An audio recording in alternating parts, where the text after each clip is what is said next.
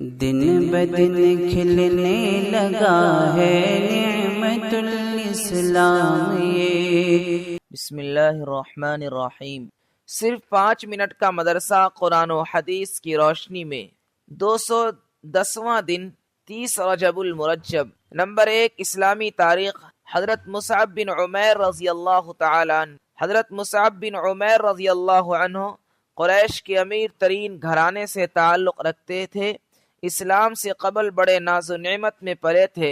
حضور صلی اللہ علیہ وسلم کے پاس دار ارقم میں آ کر ملے اور اسلام قبول کیا، لیکن بہت دنوں تک اپنے اسلام کو چھپائے رکھا۔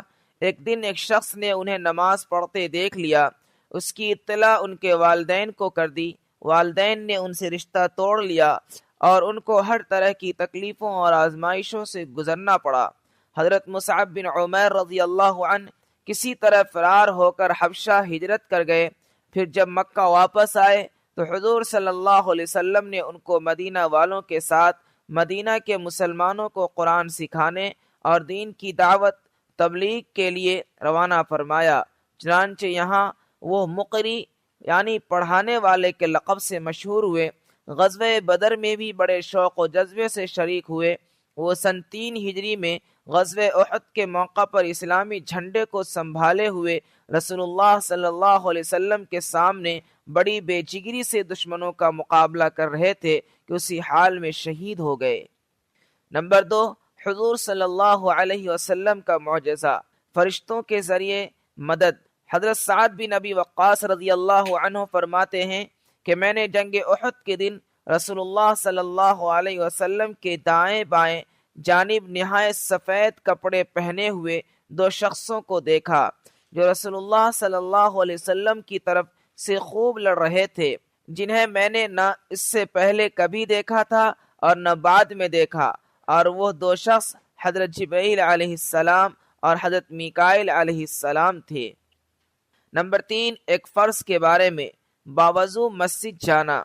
رسول اللہ صلی اللہ علیہ وسلم نے فرمایا، جو شخص اچھی طرح وضو کرے پھر مسجد میں نماز کے لیے جائے اور وہاں پہنچ کر معلوم ہو کہ جماعت ہو چکی تو اس کو جماعت کی نماز کا ثواب ملے گا، اور اس ثواب کی وجہ سے ان لوگوں کے ثواب میں کچھ کمی نہ ہوگی جنہوں نے جماعت سے نماز پڑھی ہے۔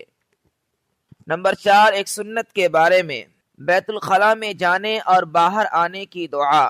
جب بیت الخلاء جائے تو یہ دعا پڑھے، اللہم انی اعوذ بک من الخبث والخبائث۔ ترجمہ، اے اللہ میں ناپاک جنوں سے تیری پناہ چاہتا ہوں، مرد ہو یا عورت۔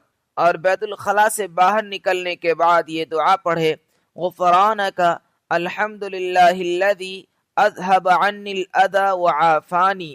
ترجمہ، اے اللہ تیری مغفرت چاہتا ہوں، تمام تعریفیں اس ذات کے لیے ہے جس نے مجھ سے تکلیف کو دور کر کے عافیت بخشی۔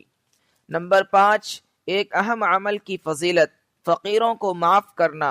رسول اللہ صلی اللہ علیہ وسلم نے فرمایا، پہلی قوموں میں سے ایک آدمی کا حساب لیا گیا تو اس کے نام اعمال میں کوئی نیکی نہ تھی، ہاں مگر وہ مالدار تھا اور لوگوں سے خرید و فروخت کرتا تھا اور اپنے بچوں کو کہتا تھا کہ فقیر و تنگ دست سے درگزر کرنا۔ اللہ تعالیٰ نے فرمایا، میں اس آدمی سے زیادہ حقدار ہوں کہ اس سے درگزر کروں۔ پھر فرشتوں سے فرمایا کہ اسے معاف کر دو۔ نمبر 6، ایک گناہ کے بارے میں، رسول کے حکم کو نہ ماننا۔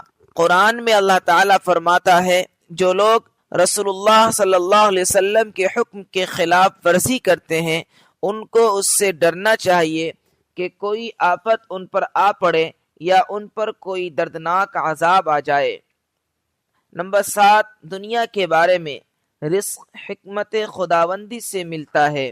قرآن میں اللہ تعالیٰ فرماتا ہے، اگر اللہ تعالیٰ اپنے سب بندوں کے لیے رزق کشادہ کر دیتا تو ضرور زمین میں فساد کرنے لگتے، لیکن وہ جس قدر چاہتا ہے اندازے کے مطابق روزی اتارتا ہے، اور وہ اپنے بندوں سے باخبر اور ان کو دیکھنے والا ہے۔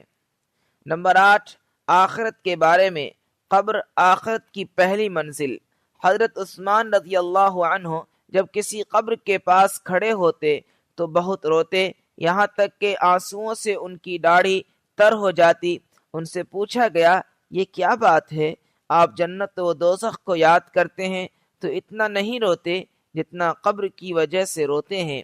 آپ رضی اللہ عنہ نے جواب دیا، رسول اللہ صلی اللہ علیہ وسلم فرماتے تھے قبر آخرت کی منزلوں میں سے پہلی منزل ہے، پس اگر بندہ اس سے نجات نہ پا سکا تو اس کے بعد کی منزلیں اس سے زیادہ سخت یعنی کٹھن ہیں۔ نمبر 9، طب نبوی سے علاج۔ سفرجل کے فوائد۔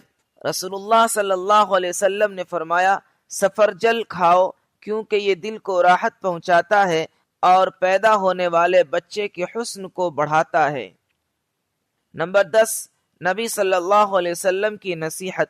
رسول اللہ صلی اللہ علیہ وسلم نے فرمایا انسان کو اپنی ہر ضرورت اللہ سے مانگنی چاہیے، یہاں تک کہ اگر جوتے کی پٹی بھی ٹوٹ جائے تو اللہ ہی سے مانگے۔